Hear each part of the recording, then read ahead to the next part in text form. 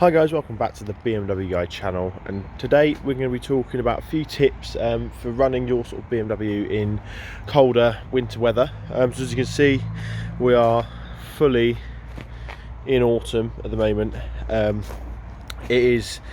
Temperature is dropping quite nicely, so I thought now would be a good time to do a video on sort of running your car during the winter.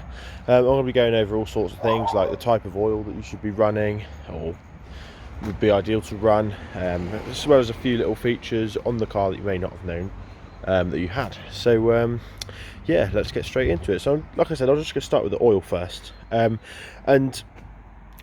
a lot of people don't actually realise that there are different oils for sort of different temperature grades. So if you're like me, you service your car quite regularly.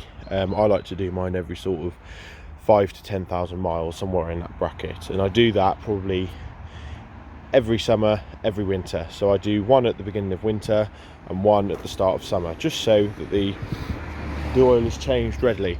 But what this also enables me to do is change my oil in accordance with the temperature. So when it's the summer, I run 5W30 in this car, and that essentially means that the viscosity when it's cold is slightly thicker than 0W30. Now 5W30 is what BMW recommends as standard. However, when it comes to winter, I like to run a slightly thinner oil, just so it's the engine's more well protected in the colder temperatures. In colder temperatures, the oil will become sort of thicker anyway. So if it's too thick in cold temperatures, then on cold starts the engine isn't actually that well protected in terms of how quickly the oil can get around it. So that's why I run a slightly thinner oil in the winter than I do the summer. Obviously this is down to personal preference. There are plenty of cars that run on 5W30 for a long time before we get any issues. So it's just sort of down to personal preference really. Moving on then, we're going to, as you can see, it's not frozen at the moment because it's warmed up.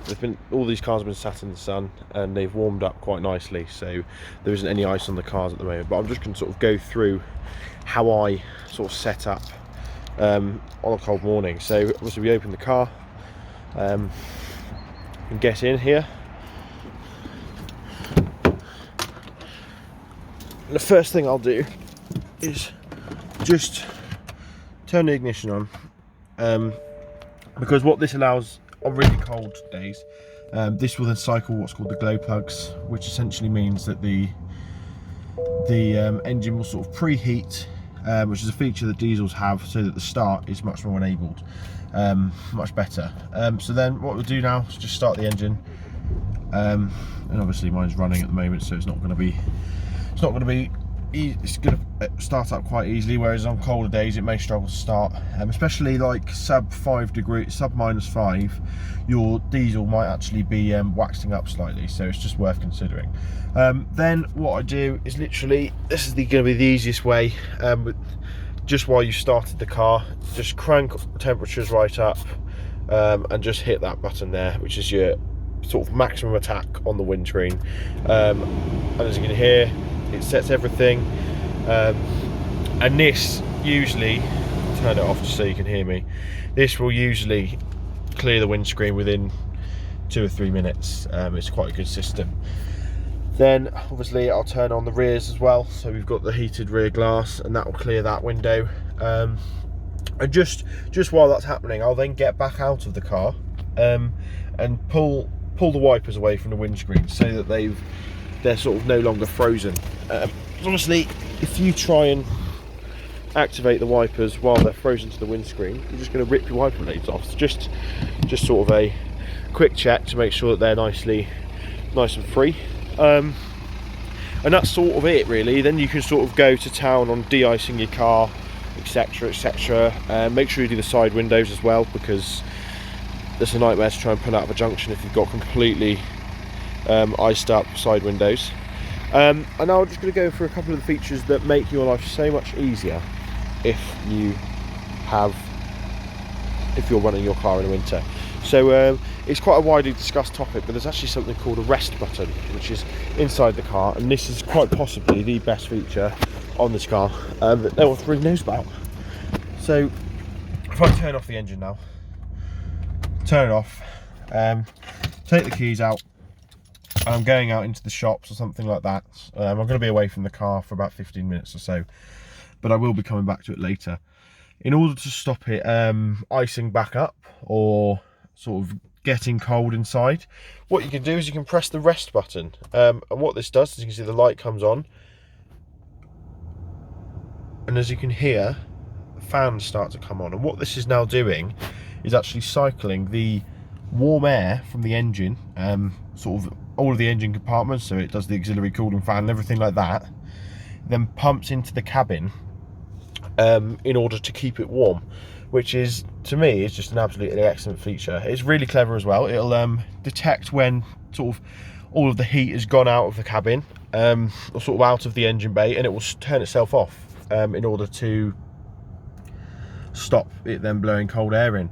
It'll also detect the battery voltage, so if your battery drops below 11 volts, sort of starts to run out, it will turn itself off so that you're able to start the car as well. So it's a really useful feature, well worth knowing if you didn't already. It's pretty standard on most BMWs now, this rest button, or sort of the E generation BMWs.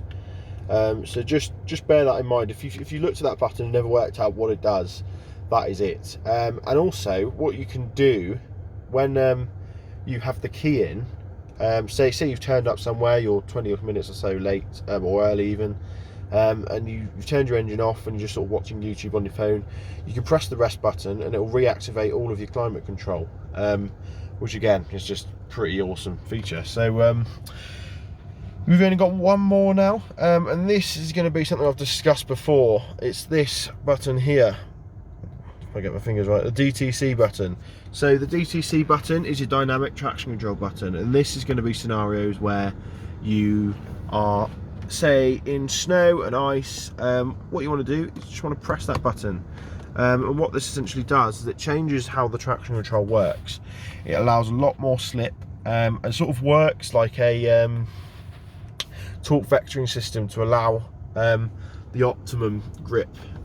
Essentially, it'll break the wheel that spins to allow power through the differential to go to the wheel that's gripping, which just makes life so much easier. I've got out of snow with this. If you look on YouTube, you'll find lots of videos of people demonstrating just how good it is. And yeah, like I said, you literally just press the button. It's just like that. Just press the button and it will come up in your dashboard, in the display here. And yeah, that will potentially save you if you're stuck in snow or ice or even mud as well. So yeah, thanks for watching, guys. Don't forget to like, comment, subscribe. I hope that sort of helped, boosted your confidence with running a BMW in the winter.